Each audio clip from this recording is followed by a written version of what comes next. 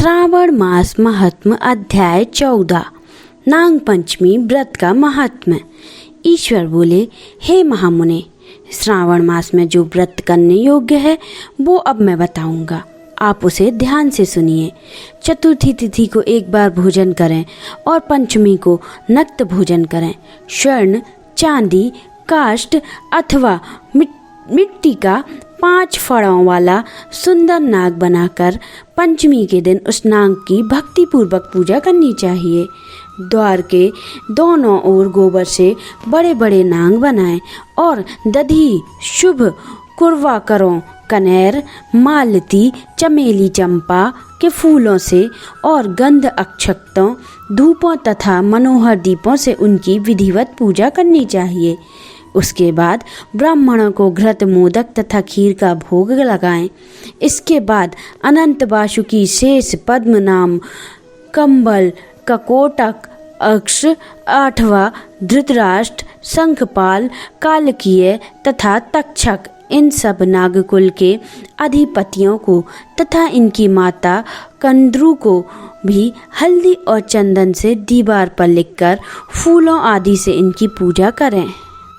उसके बाद बुद्धिमान को चाहिए कि वामी में प्रत्यक्ष नागों का पूजन करें और उन्हें दूध पिलाएं। घृत तथा शर्करा मिश्रित पर्याप्त दुग्ध उन्हें अर्पित करें। उस दिन व्यक्ति लोहे के पात्र में पूरी आदि न बनाए। नैवेद्य के लिए गोधूम का पायस भक्तिपूर्वक अर्पण करें। भुने हुए चने, धान का लावा तथा जौ सर्पों अर्पित करना चाहिए और स्वयं भी उन्हें ग्रहण करना चाहिए। बच्चों को भी यही खिलाना चाहिए, इससे उनके दांत मजबूत होते हैं। सांप की वामी के पास श्रृंगार युक्त स्त्रियों को गायन तथा वादन करना चाहिए और इस दिन को उत्सव की तरह मनाना चाहिए। इस विधि से व्रत करने पर सर्प से कभी भी भय नहीं होता। हे विप्र, मैं लोगों के हित की कामना से आपसे कुछ और भी कहूँगा। हे महामुने, आप उसे सुनिए। हे वश्य, नाग के द्वारा डसा गया मनुष्य मरने के बाद अधोगति को प्राप्त है और अधोगति में पहुंचकर वह तामसी सर्प होता है।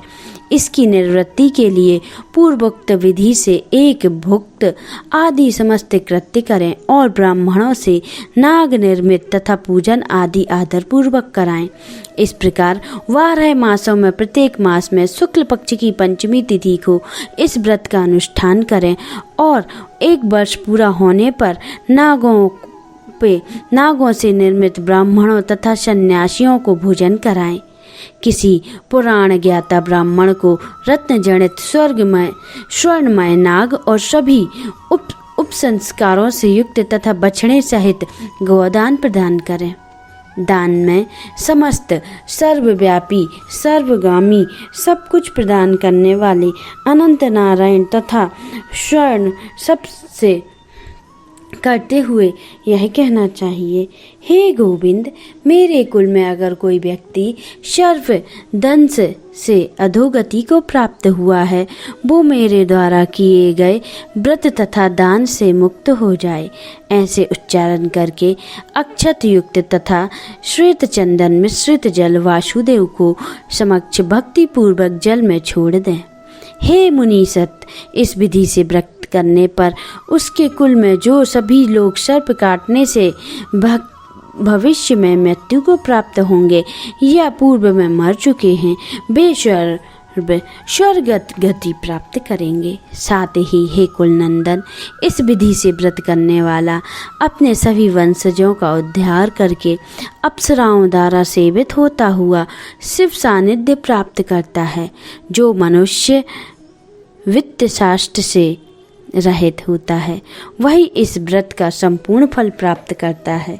जो लोग शुक्ल पक्ष में सभी पंचमी तिथियों को नक्त व्रत करके भक्ति संपन्न होकर पुष्प आदि उपहारों से सौभाग्यशाली नागों का पूजन करते हैं, उनके घरों में मणियों की किरणों के विभूषित अंगों वाले सर्प भय देने वाले नहीं होते हैं और उनके ऊपर प्रसन्न रहते हैं।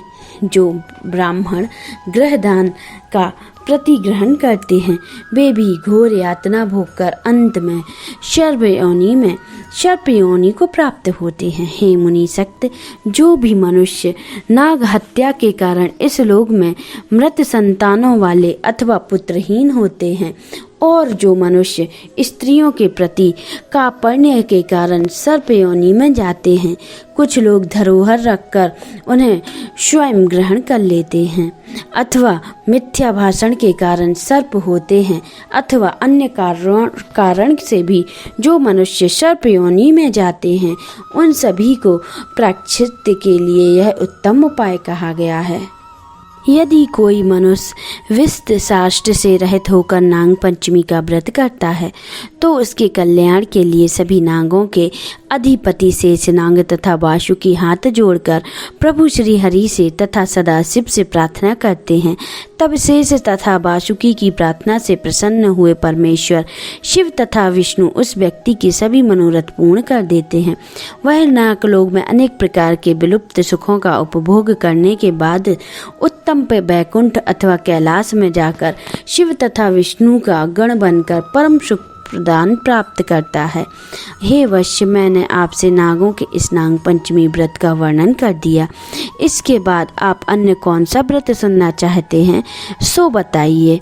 इस प्रकार श्री स्कंद पुराण के अंतर्गत ईश्वर संवाद सनंद कुमार में संवाद में श्री श्रावण मास में महत्व में नाग पंचमी व्रत कथन का 14वां अध्याय संपूर्ण हुआ। बोलिए ओम नमः शिवाय। अगर आपने अभी तक हमारे चैनल को सब्सक्राइब नहीं किया है तो जल्दी से आप सब्सक्राइब कर लें, जिससे आने वाले वीडियो आपको जल्दी मिलते जाएं, और नोटिफिकेशन बेल आइकन को प्रेस करें, जिससे आपको हमारे वीडियो का नोटिफिकेशन मिलता रहे, और लाइक और कमेंट करना ना भूलें। आप सभी को नमस्कार।